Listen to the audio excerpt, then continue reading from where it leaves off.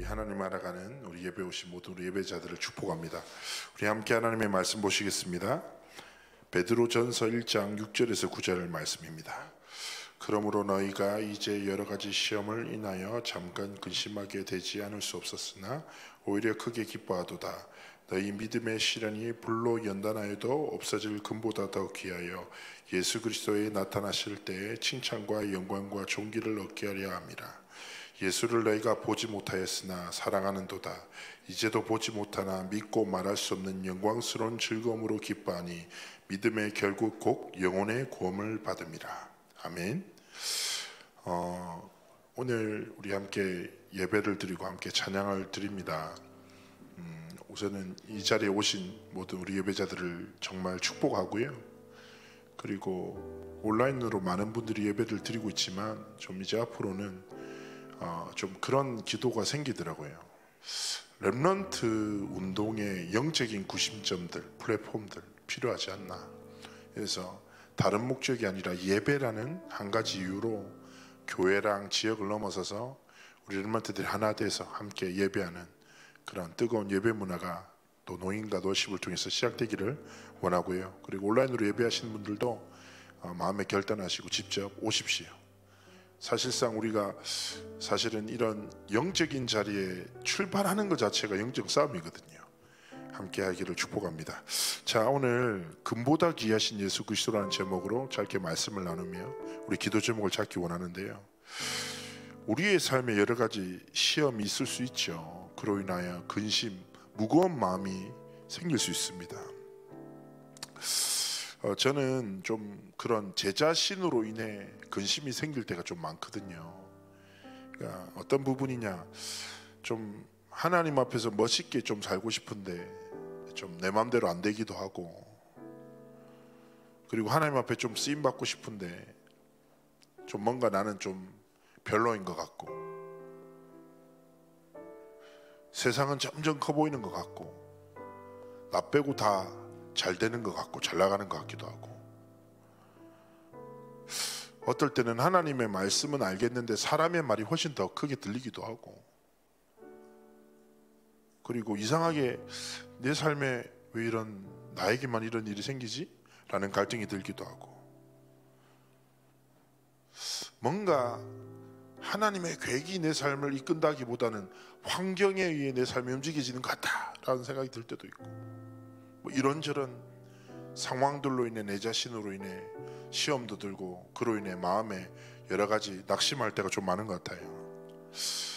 제가 오늘 아침에 제 아들한테 유치원에서 이제 월요일마다 책을 빌려옵니다. 반납해야 되는데 지난주에 빌렸던 책을 안 읽어준 거예요. 그래서 이제 읽어줘야 됐거든요. 근데 그 책 내용이 뭐 이런 내용이었어요.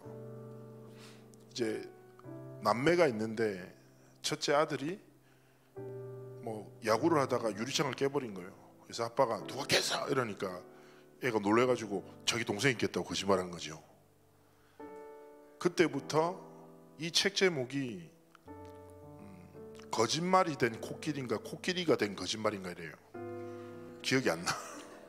근데 어쨌든 코끼리와 거짓말이 동의해. 그러니까 이 아이가 거짓말한 날부터 그날 밤부터 자기 마음에 코끼리가 딱 앉아 있는 거예요. 학교에 가도 밥을 먹을 때도 코끼리 때문에 밥 먹기가 어려워.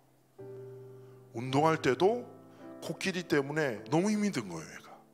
그러니까 친구가 막 놀자고 하는데 놀 마음도 없어. 그렇게 좋아하던 초콜릿도 단맛이 느껴지지 않아. 왜 그럴까요? 코끼리가 마음속에 있거든요. 막 이렇게 하다가 이 아이가 용기를 내요. 그리고 아빠한테 사실대로 얘기합니다. 아빠 미안, 내가 사실은 이렇게 거짓말했어요.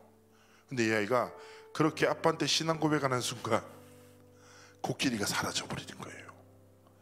동화를 읽으면서 창조야 이 책을 통해서 읽은 점은 거짓말은 no, 영어로 적어 이렇게 해가지고 제가 이렇게 썼는데, 제 이 단순한 동화를 보면서 아 그래, 나도 모르게 내 실수에 사로잡혀, 그죠? 진짜 내 정체성을 상실한 채 내 실수와 상황에 갇혀서 코끼리를 계속 안고 다니는 거야. 해결책은 어디 있어요? 아빠한테 사실대로 말하면 끝인데. 진실되지도 않고 상황에 갇혀서 그런 실수를 하고 있는 거죠. 기억하셔야 됩니다. 살아계서 역사하신 하나님은 우리의 모든 것을 아시고 모든 것을 하실 수 있는 전능하신 하나님이시죠. 그런데 오늘 성경에서 말합니다. 우리가 시험이라고, 우리가 근심이라고 붙잡는 게 말고 진짜 다른 참된 근심이 있다는 거예요. 그래서 성경에서 말하는 게 뭐냐?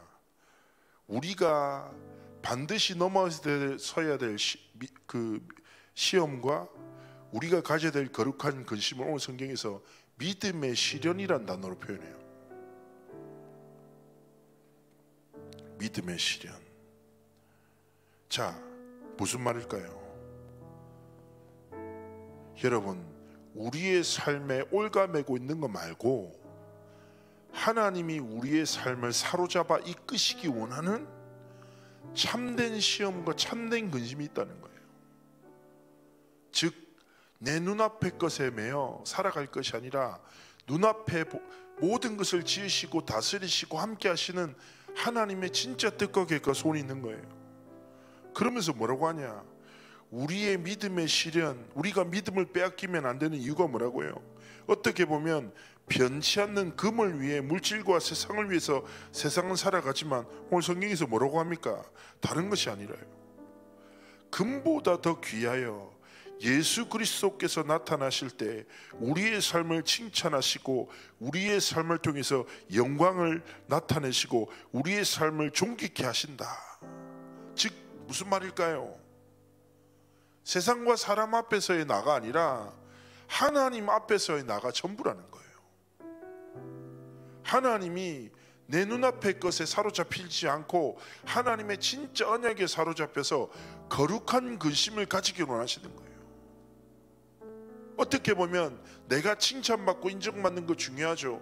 저는 이것보다 훨씬 더 중요한 게 뭐라고 생각합니까?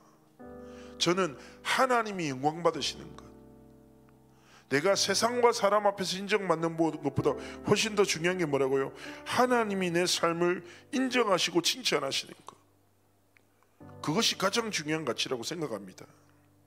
그래서 함께 하나님 앞에 그런 소망을 가졌으면 좋겠습니다. 하나님, 나의 근심을 내려놓습니다. 더 이상 지금 내가 다른 것에 내 마음과 생각을 빼앗겨서 살아가지 않기를 원합니다. 하나님이 허락하신 믿음의 시련을 능히 감당하도록 예수 그리스도께서 칭찬하시는 삶, 예수 그리스도께서 인정하시는 삶, 예수 그리스도의 능력과 복음이 나의 삶을 통해서 나타나고 증거되어지고 전달되어지는 삶을 살아가도록, 하나님, 내가 어떻게 인정받을까가 아니라 어떻게 하나님께 영광 돌릴까를 고민하고, 내게 어떻게 하면 이익이 될까가 아니라 어떤 선택을 하면 복음이 유익이 되지? 내가 어떤 선택을 하면 하나님 기뻐하시지? 하나님이 이 시간 내게 원하시는 고백은 무엇이지? 하나님이 내가 어떤 영적인 믿음에 도전을 하기 원하실까? 믿음의 시련을 감당하기를 원하시는 겁니다.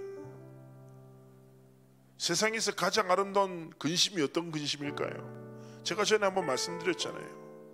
제가 걱정했던 고3 아이를 만났었을 때 전혀 생각지도 못했던 이 아이의 거룩한 근심, 저는 이 아이가 걱정돼서 사역하러 갔는데 이 친구가 웃으면서 저한테 이렇게 얘기했다니까요. 목사님, 요즘에 제가 하루 종일 하는 생각이 뭔 줄 알아요? 모르지. 뭔데? 하나님 앞에 쓰임받고 싶어서 미치겠어요. 진짜? 네. 어떤 대학에 가도 어떤 전공을 해도 상관없을 것 같아요. 하나님 앞에 쓰임받고 싶어요. 목사님, 저를 위해서 기도해 주세요. 생각지도 못했던 그 아이의 거룩한 근심이 저에게 참 많은 감동감을 끼쳤거든요. 그리고 어떤 한 렘넌트는 저한테 이런 근심을 얘기했습니다. 목사님, 저는 렘넌트로 평생 이렇게 살았는데 왜 단 한 번도 내 친구들한테 복음을 전하지 못했을까요? 저를 통해서 생명이 살아나는 거 응답받고 싶은데 제 마음이 너무 아파요. 제가 뭘 잘못된 걸까요? 제가 축복했어요. 아니야, 하나님이 너를 통해서 시작하시려는 것보다 그 근심이 하나님의 시간표라는 말인가 봐. 전도는 네가 하는 게 아니라 너를 통해서 하나님이 행하시는 거야. 학교 영혼들을 위해서 먼저 기도해라. 그 아이의 그 거룩한 근심이 그 아이 인생의 전도의 열매와 응답을 체험하게 된 시작점이 됐습니다. 저는 그렇게 생각합니다. 지금 내 마음을 사로잡고 있는 거 말고 하나님이 원하시는 근심이 있어요. 하나님이 여러분이 진짜 들어가기 원하시는 믿음의 시련이 있다니까요. 예수 그리스도께서 칭찬하시고 인정받는 하나님의 영광이 나타낼 그 시련의 여정 속에 있다니까요. 거기에 여러분의 삶과 중심을 내던지시기를 주의 이름으로 축복합니다. 그리고 함께 우리 믿음으로 이 시련을 능히 넘어서고 근심에 빠져 살아가는 것이 아니라 거룩한 근심으로 근심에 갇혀 죽음가는 자들을 오히려 살리는 증인의 길, 하나님 앞에서 걸어가기 원하시는 것이죠. 그러면서 조금만 우리가 생각했으면 좋겠어요. 제가 사역을 하다 보면 사람들이 저한테 문제라고 말하는 것들이 있습니다. 그런데 여러분 잘 아실 겁니다. 그 사람이 문제로 정의하고 붙잡고 있는 것이 그 사람의 오늘의 삶의 가치이자 미래 방향이 됩니다. 예를 들어 어떤 청년이 저한테 얘기합니다.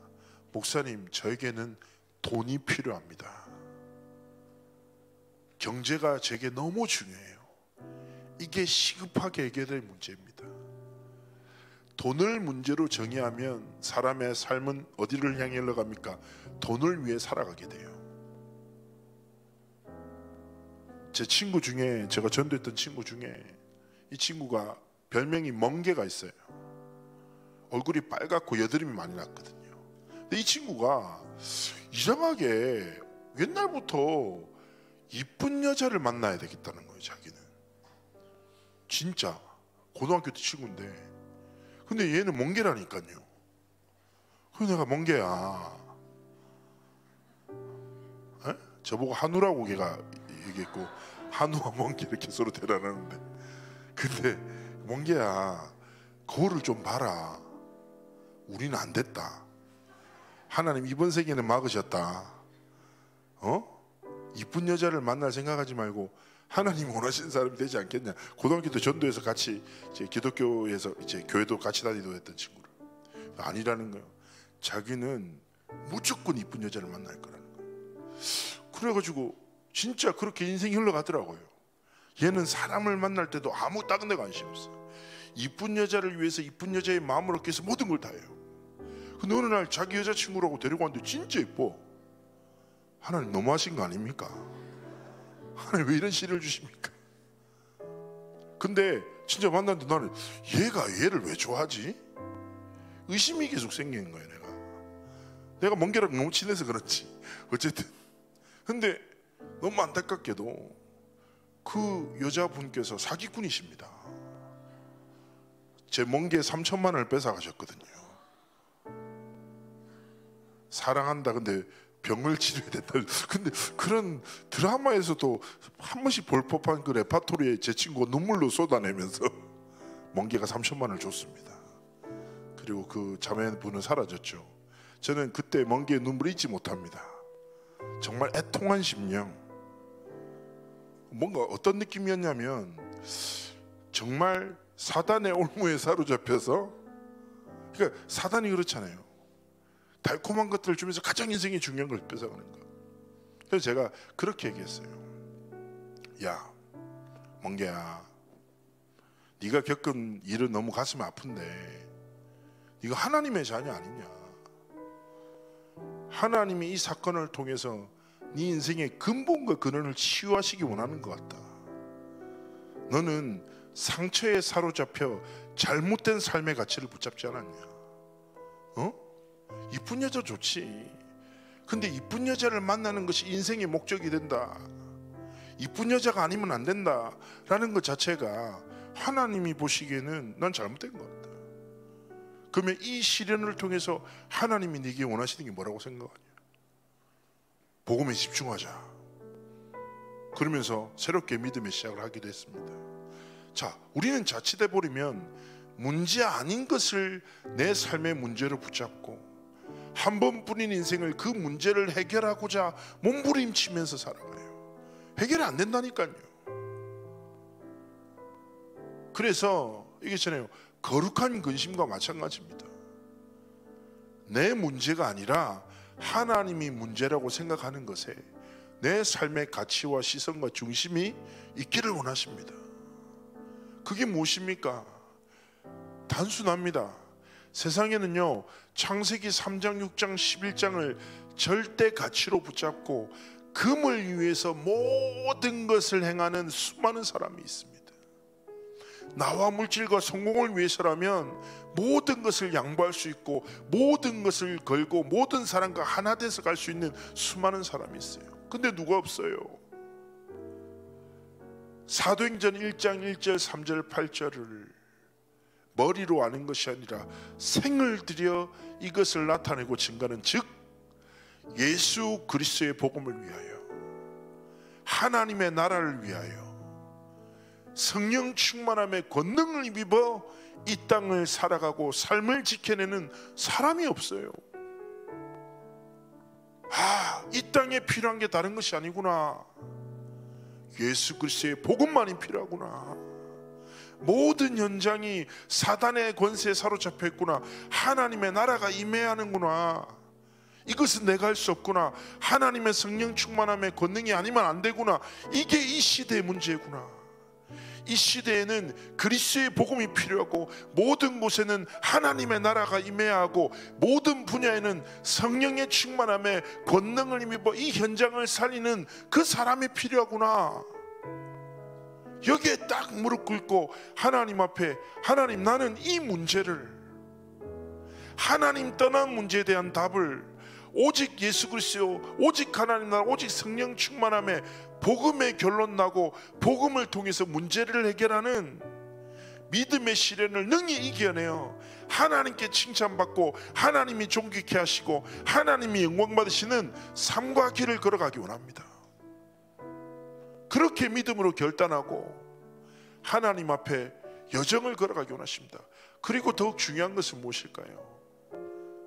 여러분, 제가 이번에 선교 사역을 갔다 와서 막 목사님들이랑 포럼하고 현지에 있는 제자들이랑 딱 대화하면서 이런 생각이 들더라고요. 야, 진짜 복음을 필요로 하는 현장이 너무 많네. 근데 복음을 전하는 사람이 너무 없구나. 되게 기도가 나오더라고요. 237 치유 서밋에 대해서 말씀을 듣는 사람은 많아요. 아는 사람은 많아요. 그러나 꿈꾸는 사람은 없습니다. 저는 이것이 여러분의 근심이 되기를 그리스도로 축복합니다. 138의 언약을 붙잡고 237 현장에, 이 답이 필요한 치유의 현장에, 이 답이 필요한 후대 렘넌트 현장에 하나님이 원하시는 사람, 여러분의 삶이 온전히 하나님의 것 되어 드려지기를 주의 이름으로 축복합니다. 우리 시간에 잠시 합심으로 하나님 앞에 기도합시다. 하나님 은혜와 사랑에 감사를 드리며, 하나님, 나의 근심을 축복하셔서 하나님이 진짜 원하시는 근심 속에, 하나님이 이 시대 문제라고 말씀하시는 그 현장 속에 나의 삶과 나의 중심이 있도록 함께 하시고 축복해 하여 주옵소서. 우리 시간에 합심으로 하나님 앞에 기도합니다.